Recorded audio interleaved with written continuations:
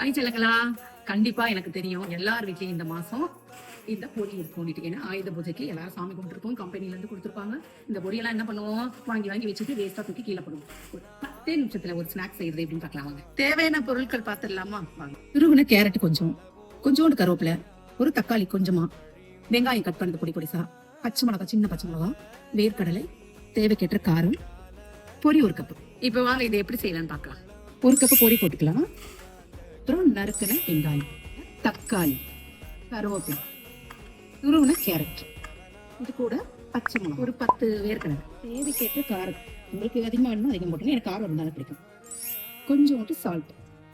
இதெல்லாம் போட்டுட்டு நல்லா கிளறி விடணும்.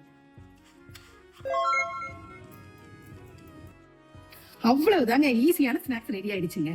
இது இருக்காம எந்த பீச்சுமே இருக்காது. இந்த வீடியோ பிடிச்சிருந்தா அம்மாவோட சேனலை சப்ஸ்கிரைப் பண்ணிக்கோங்க, லைக் பண்ணிக்கோங்க. நாளைக்கு இன்னொரு வீடியோ பார்க்கலாம். பாய்.